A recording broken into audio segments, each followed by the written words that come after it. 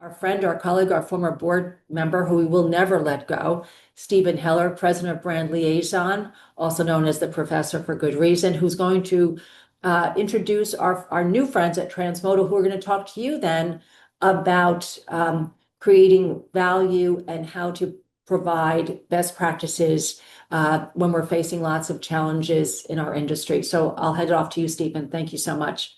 Great. Thanks so much, Mona. That was so informative to see all the great things that Licensing International is doing in that slide presentation. It was really a great overview and very informative.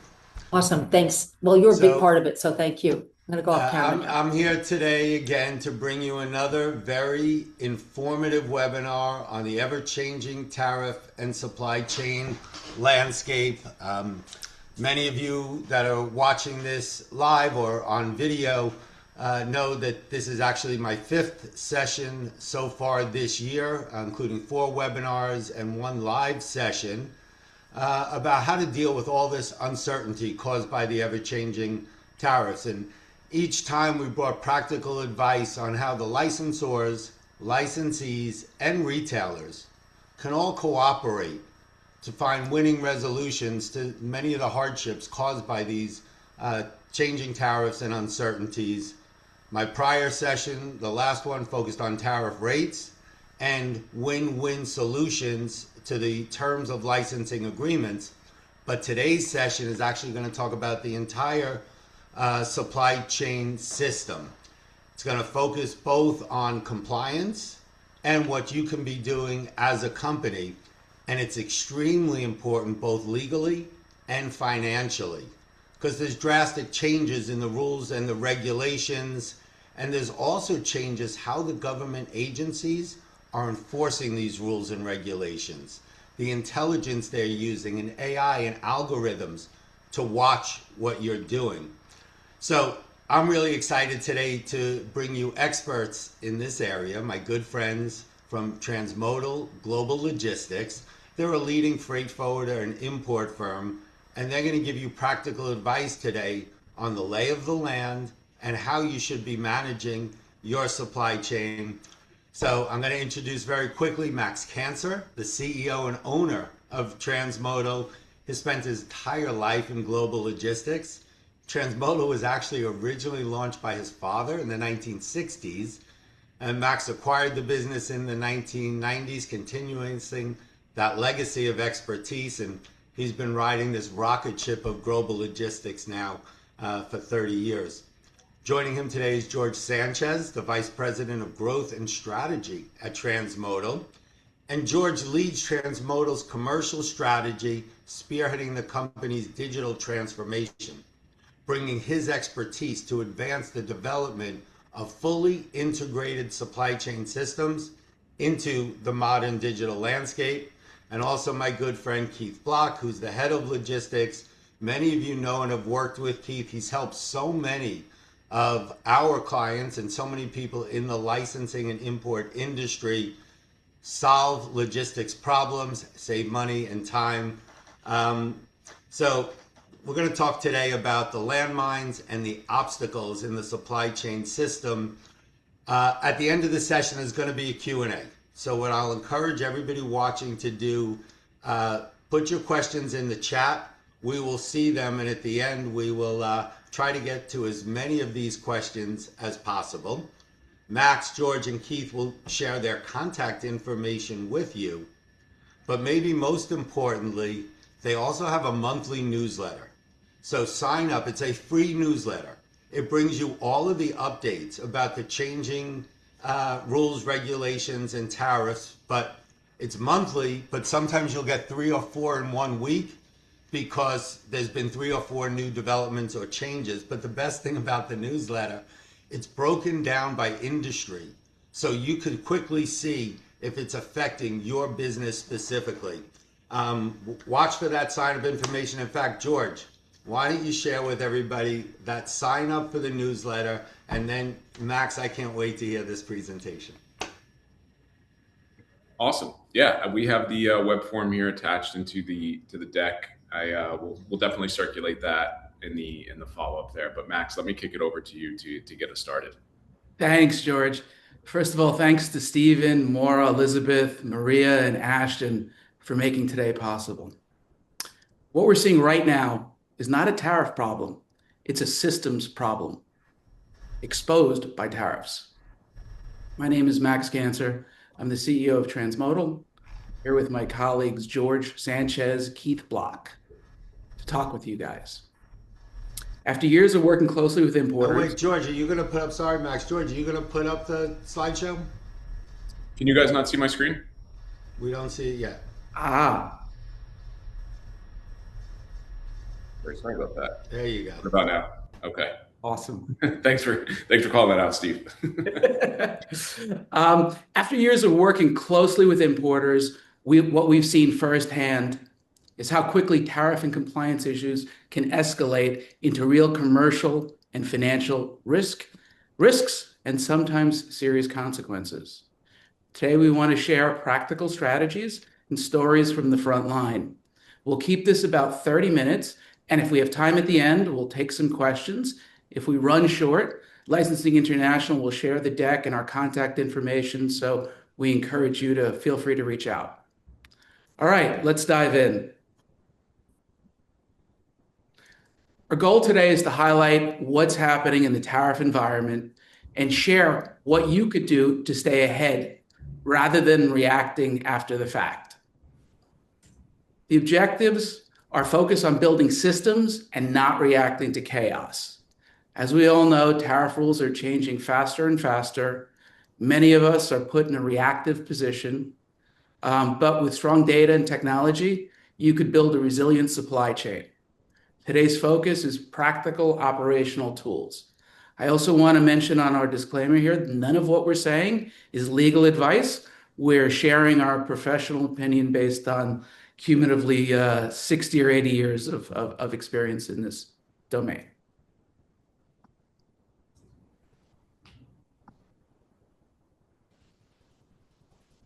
Tariffs 101. So let's level set with the basics. Before we go into the strategies, it's important to understand the core elements that drive every tariff decision, which are HTS classifications, country of origin, declared value, and who ultimately pays duties. Getting these right is a foundation to compliance and protecting your margin.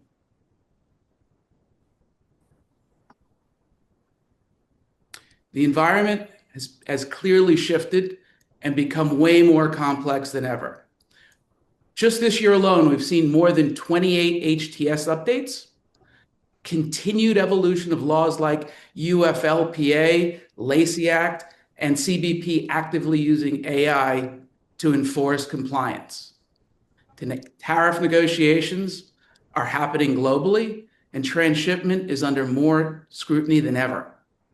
The bottom line is that the systems now need to adopt faster than manual processes can possibly keep up with.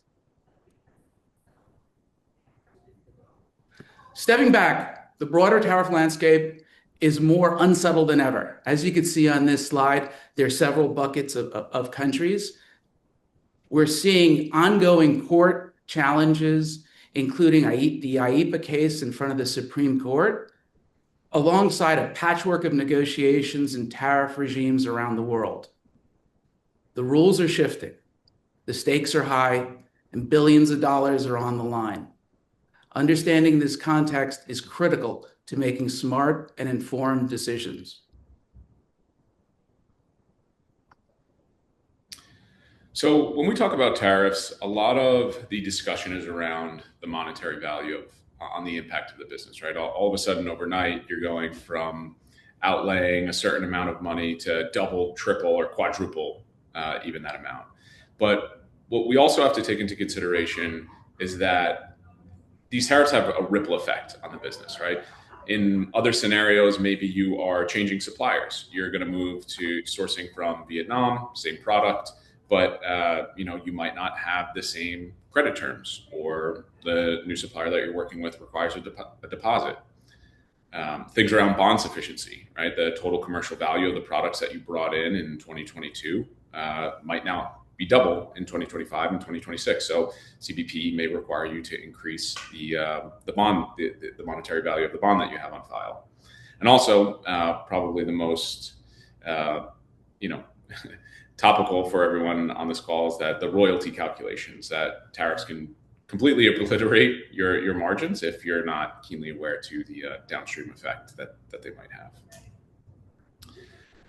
Steve has an incredible webinar that he did previously, so we're just doing a quick summary slide on this. But we wanted to just model out 2 scenarios of how a royalty or your gross margin can be totally obliterated in a tariff environment. So if you look on the right-hand side, we have 2 scenarios, one at a 10% duty rate and one at a 50% duty rate. If your FOB costs stay the same at $10 per unit, your royalty stays the same at 5%. Your duty amount increases by $4 from 1 to 5, which makes your landed costs go from $11.50 to $15.50. Now, in this scenario, if your current wholesale cost doesn't change, your margin goes from 23% all the way down to -3. So you're effectively losing money on every single shipment unless you pass that cost through to retail. And in a retail scenario, if you're trying to maintain at least a 20% margin, kind of doing the napkin math of a 2x of wholesale, the retail needed for that at a 10% margin would be around $28, but increasing all the way up to $38 in a 50% tariff scenario, which obviously will have a significant impact on sales.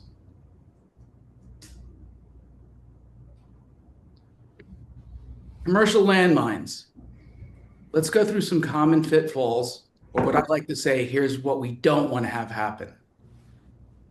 One of the landmines we hear from our customers is assuming that a DDP sale term protects the importer. It actually doesn't. Second, misclassification or undervaluation of the item. Also, huge landmine. Fragmented powers of attorney across different brokers. Incomplete or inconsistent documentation. Unintentional transshipment risks. And relying on the suppliers for compliance decisions.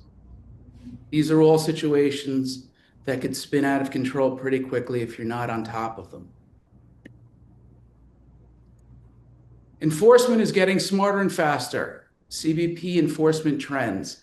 They're using AI to discover anomalies, automated origin and valuation scrutiny, cross-importer supplier pattern analysis, which means they're able to see across all the imports who's buying from whom, and they could target in on valuations, descriptions, HTS numbers.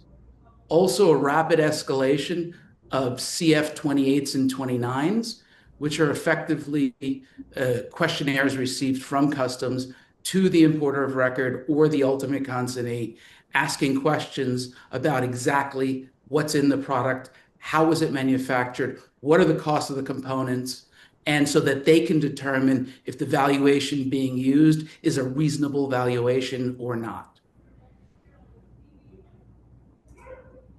To illustrate this, we put together some penalty case examples. We also included the links, so you can do a little further research on this. These are all examples of how serious tariff compliance can be, from undervalue to false documentation to misdeclaring origins. These penalties can be super severe, including millions of dollars of fines and in some case, criminal exposure for the executives. This is not about saving money. This is about protecting the business and the people running it. So what does a resilient supply chain look like?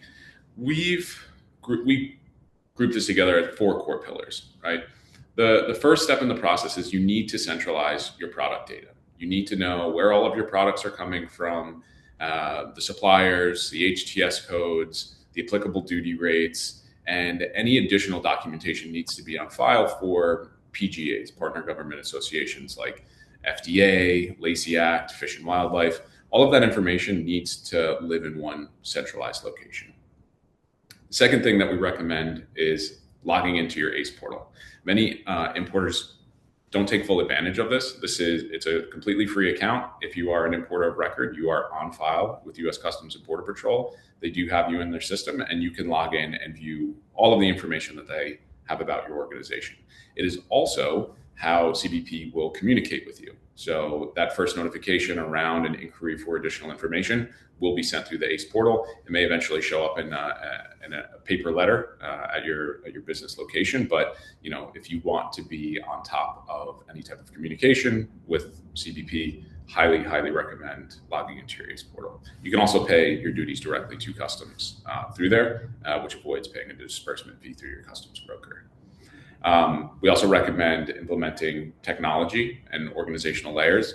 Once you have a foundation of centralized data, the ability to deploy software on top of that is so much easier, right? If you find yourself in a scenario where you have tons of new SKUs, tons of new HTS codes, and you see that the duty rate has been renegotiated for China or Vietnam or any country of origin, you can quickly apply that logic through software to review what the impact is going to be on your business. And then also proactive operational behavior, right? There are tons of tricks in the bag, right, when it comes to free trade zones, bonded warehousing, utilizing first sale. There are all of these different things that you can take advantage of. What you don't want to do is wait until the shipment has arrived to try to utilize something like that. We highly recommend having those conversations with your supply chain professionals far ahead of time before cargo actually gets on the water or in the air. So to go a little bit deeper into centralizing product data, these are core components of what the core pieces of information that you would need around your product. It needs to be complete, consistent, and structured for you to be able to implement that. Think of it as having an organized Excel sheet that you can build graphs off of, and you can build BI models. You can extract the data from that Excel sheet into other systems. But if all of that information is dispersed and across the organization, it's sitting in a PDF file in a folder, or it's on 2 different Excel sheets, it's much more difficult to utilize that information to be more strategic and forward thinking. We always like to say, a good foundation is the key to building a long-lasting house.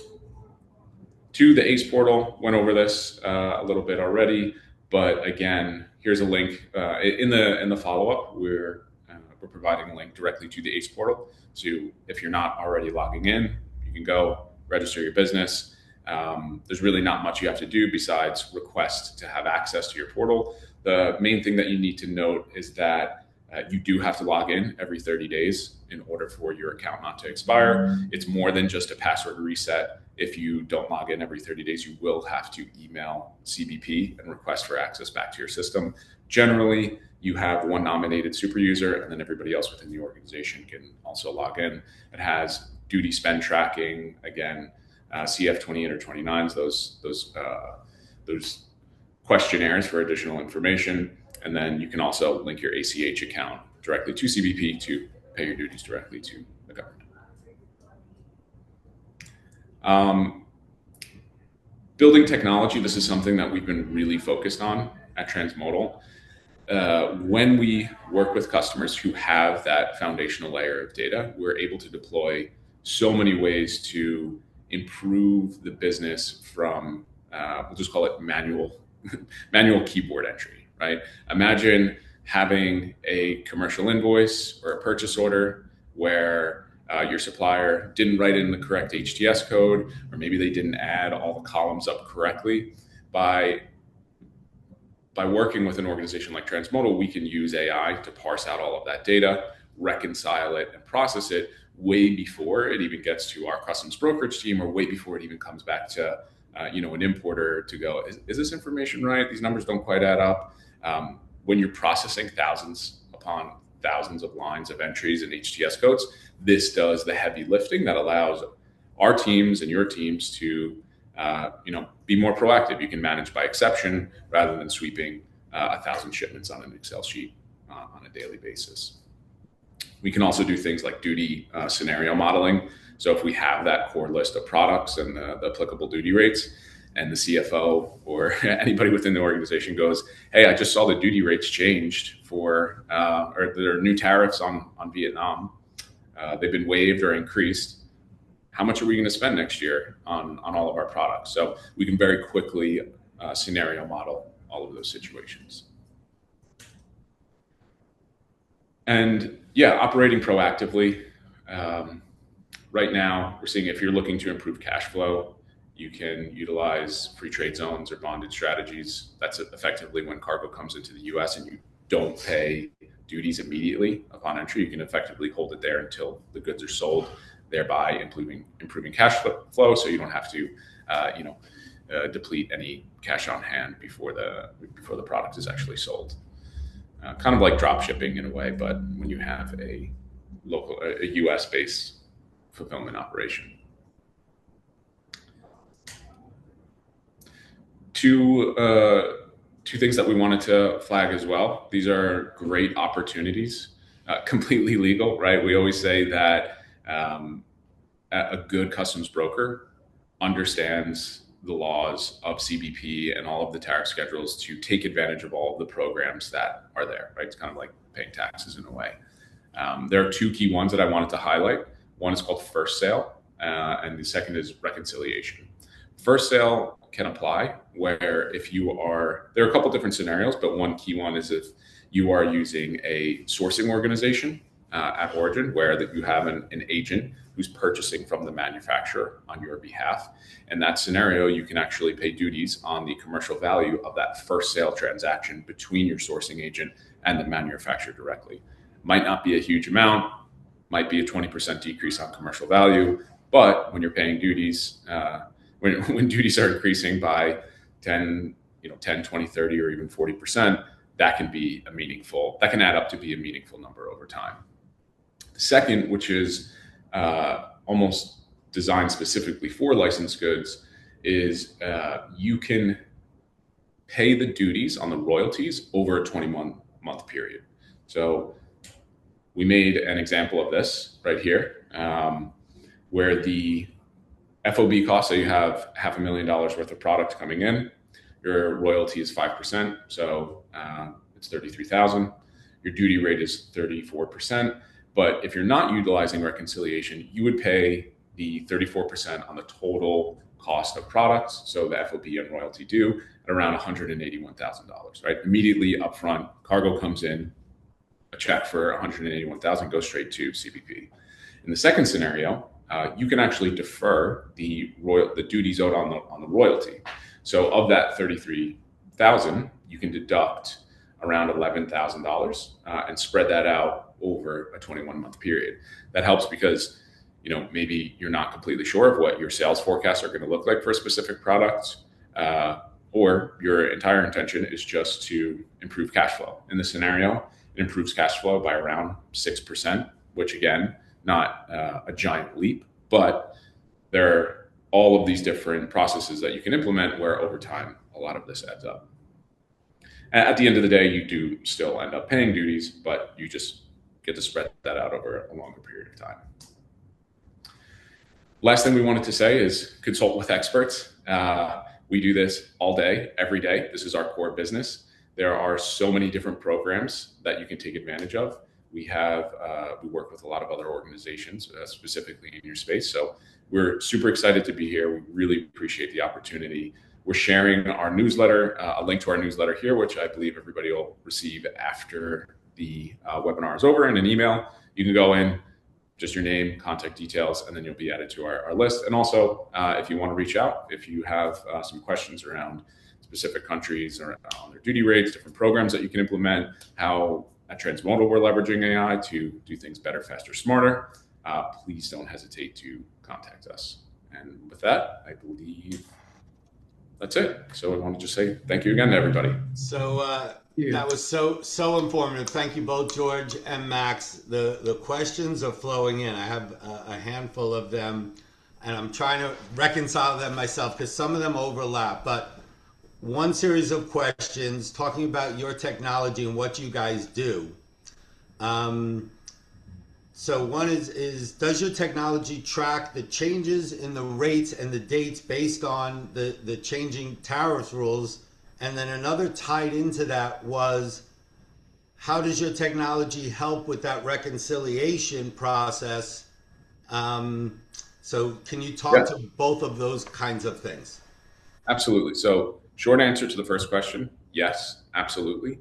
But it's the same old adage, we need good data to be able to format, right? So, if you have a product catalog with your SKUs, your part numbers, your HTS codes, if there is a change to the HTS register, we can immediately flag any of those products that might fall into that bucket. So, say you have 10,000 products and 2,000 of them are sourced from China. Tomorrow, the duty rate from China are changed. We immediately flag that group of 2,000 and show you the implication of that.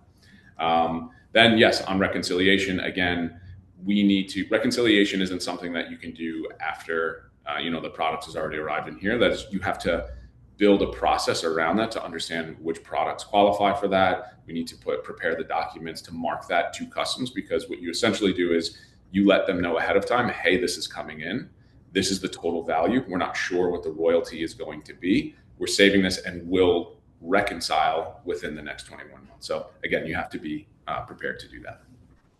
Great. An earlier question that had come in earlier was talking about managing that ACE portal. And do you guys provide assistance, and do you manage the ACE portal for your clients, or does somebody at your client do that?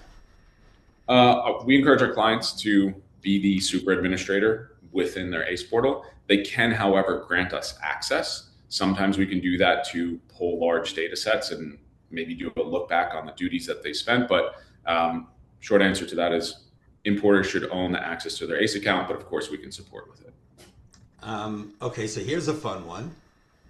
If there are more changes, or if the Supreme Court overrides all of these tariffs and the IEEPA, how do people get that money back? Like what Max, will that's happen a now? you question, Max. Yeah, that's a question that it seems every day we're getting asked more and more as this matures and the decision from the Supreme Court is expected. So I think there's a couple of components here, a couple of pieces of maybe a way to think about it. I think the worst way to think about this is if tomorrow the Supreme Court strikes down the IEEPA tariffs, there'll be a check in your mail the following week. That's definitely not going to happen. From chatting with some of our contacts in DC, if this were to occur, it would likely follow the what's called a protest, which is after a shipment has been entered and cleared and duty paid, the customs broker would file what's called a protest, and it would give you specifically a way to file that within customs, citing whatever the regulation is or the reference code that customs has provided, and that gets submitted. Those protests, insofar as the cash flow, those we've seen typically take anywhere between 3 months and 15 months. I think the law says customs has to pay it back once it's been accepted. I think they have to pay it back within 20 months, but I could be wrong on that. But the big takeaway is, don't expect this to be an immediate payback in the subsequent week or quarter. There is a process around this. So I think it's important to keep that in mind. I also think it's important to keep in mind that this is not necessarily an all or nothing scenario. We could see the Supreme Court strike down the IEEPA tariffs, but I believe the administration has other tools at their disposal that could be looked at to effectively get them back to the same place from a dollar and cents point of view. So again, I'm trying to combine some of the questions that overlapped, but two questions that I have here is, from your experience, what are a few concrete red flags in contract, routing choices, or timelines that executives should watch for when reviewing a logistics plan? And similarly, if you could have one compliance improvement, what would that be? Or top couple of compliance improvements, what would that be? And those seem to overlap. Both great questions. I think the number one, the number one idea or requirement is really to know your suppliers. The fact that some of us look at documents, they see a name of a factory in some far off country, sometimes that's not where the know your supplier conversation ends, right? It's probably a beginning. We've seen, depending on the industry and the company, that can go all the way to inspecting the factories to make sure that these factories are where they say they are, is doing an audit of some of their components and intermediate items to make sure that items being manufactured in country A aren't really half from country B. Doing that is fine as long as it's all disclosed and it's part of the customs entry. That's not a problem. There could be some really legitimate commercial reasons to do that. But the reality is, I think we have to be super vigilant in today's environment to make sure that if that occurs, this information is known ahead of time. There's documentation in place, so that the answer to the question is, oh, I didn't know it came from country X or country Y. That's not an answer that CBP is terribly happy to hear. So Just to add to Steve, if I could just add 2 quick points, 2 other red flags, right? The transshipment, CBP is really using AI now to understand the routing of cargo. And we're seeing some suppliers at origin offer 2 things, which could be 2 big red flags. The first of which is saying, switch to DDP, you'll pay a lot less in duty.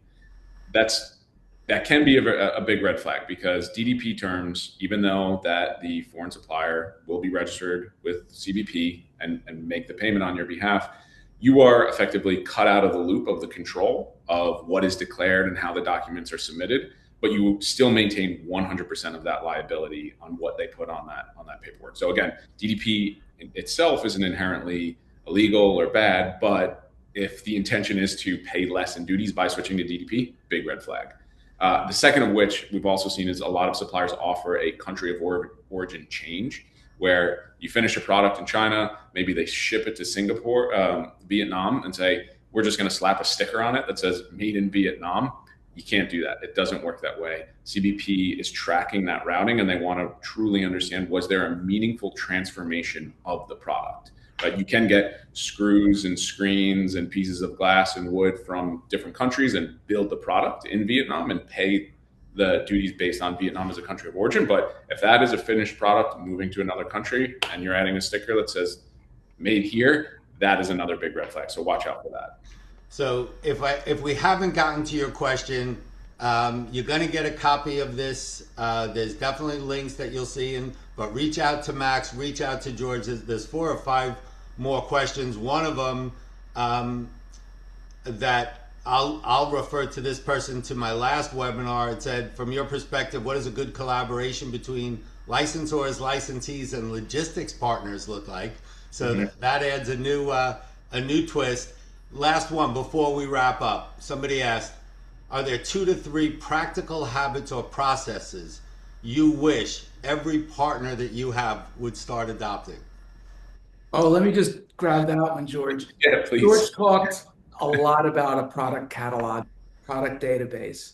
I think if I had a magic wand, that would be the starting point for all of our clients. They would be able to give us a data dump of all of their items, all their SKUs, where it's made, what it's made out of, pictures of it, both from their internal spec sheets and even external websites or catalogs, so that we can really drill in and make sure, is this what everyone thinks it is? Is this item fitting in with the parameters that have been outlined by CBP or not?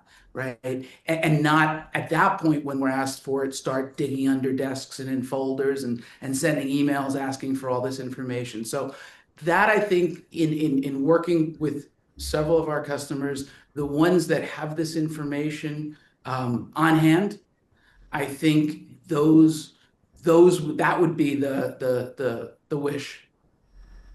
Perfect. Maybe Ashton or Mar, if you want to come back on and wrap up. This was so great.